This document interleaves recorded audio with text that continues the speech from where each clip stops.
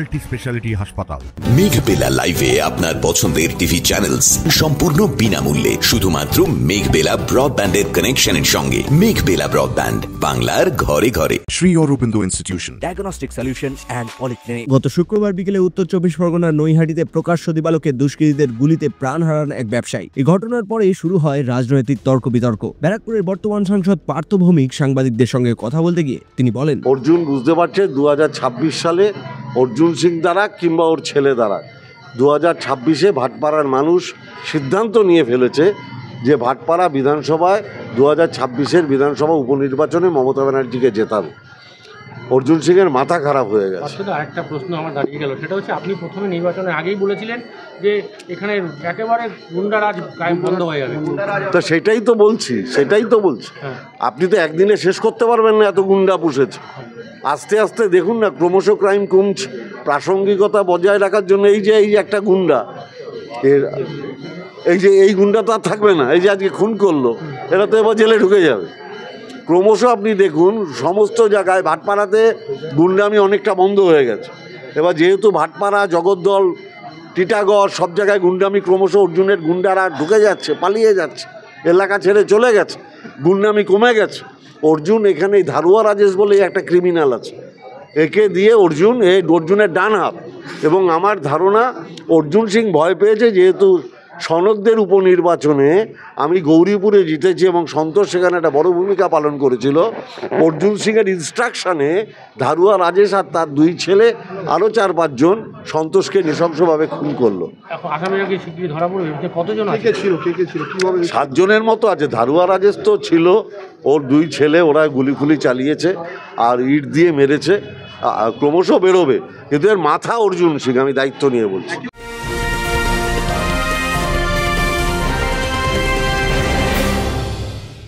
Barrackpore লালকুটিতে diagnostic solution and পলিক্লিনিকের সাথে শুরু করুন আপনার সর্বোত্তম স্বাস্থ্যের যাত্রা। ইসিজি এবং ইএমজি থেকে শুরু করে অডিওলজিস্ট এবং স্পিচ ল্যাঙ্গুয়েজ প্যাথোলজিস্ট, এনসিভি পর্যন্ত এবং রক্ত পরীক্ষার সুবিধা নিয়ে এসেছে ডায়াগনস্টিক সলিউশন অ্যান্ড পলিক্লিনিক। অত্যাধুনিক সুবিধা, ডায়াগনস্টিক পরিষেবা, অর্থোপেডিক্স এবং সার্জারির বিশেষজ্ঞদের সাথে কনসাল্ট করে এক সঠিক চিকিৎসা পেতে হলে আপনাদের আসতেই হবে ডায়াগনস্টিক সলিউশন অ্যান্ড পলিক্লিনিকে।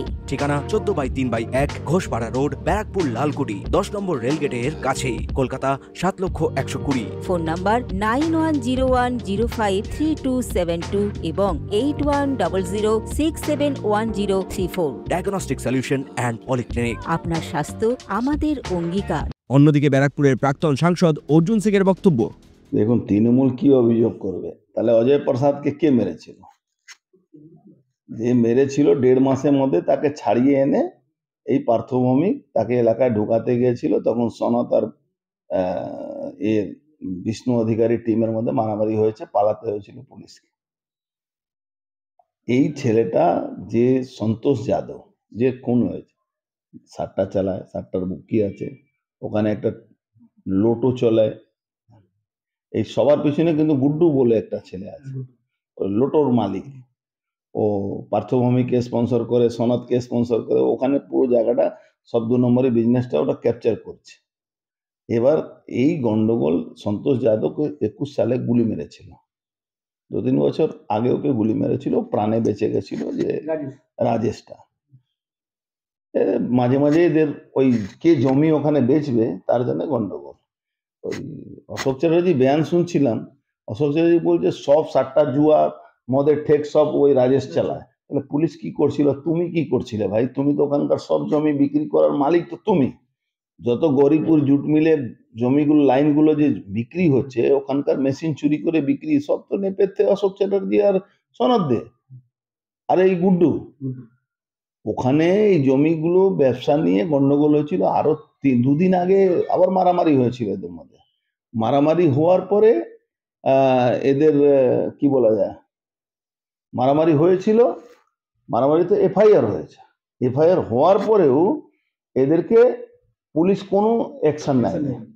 পুলিশ যদি অ্যাকশন নিত আজকে এই ঘটনাটা ঘটতো না।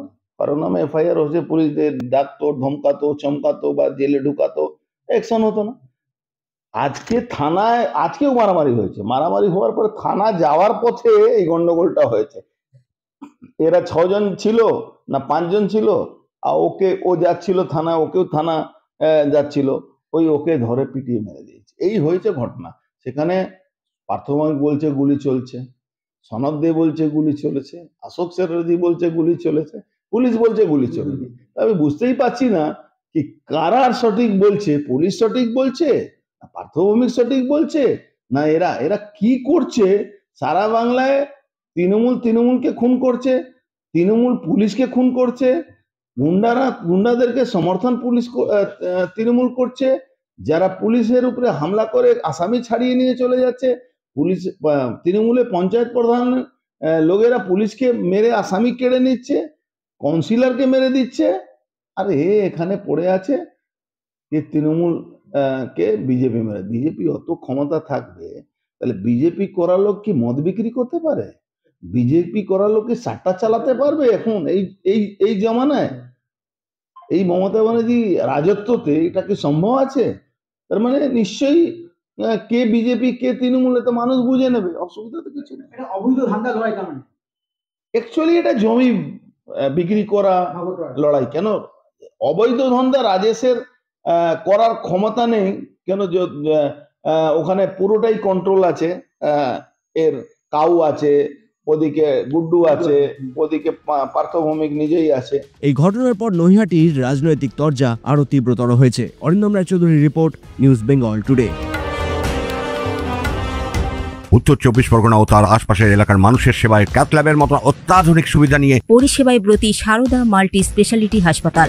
একই ছাদের তলায় মানুষ সাধারণ চিকিৎসা থেকে শুরু করে 24 ঘন্টা cath lab, MRI, CT scan, এনআইসিইউর মতো সুবিধা এবার থেকে পেয়ে যাবেন সারদা মাল্টি স্পেশালিটি হাসপাতালে। প্রয়োজনে যোগাযোগ করুন 033-2592-0730, 2593-0730, 2593-3562 ও 9331275635 নম্বরে। আমাদের ঠিকানা Royal Park, Kalyani expressway, Barrackpore, Kolkata 7,121,000। Sarada multi speciality হাসপাতাল, পরিষেবাই হোক আমাদের মূল লক্ষ্য।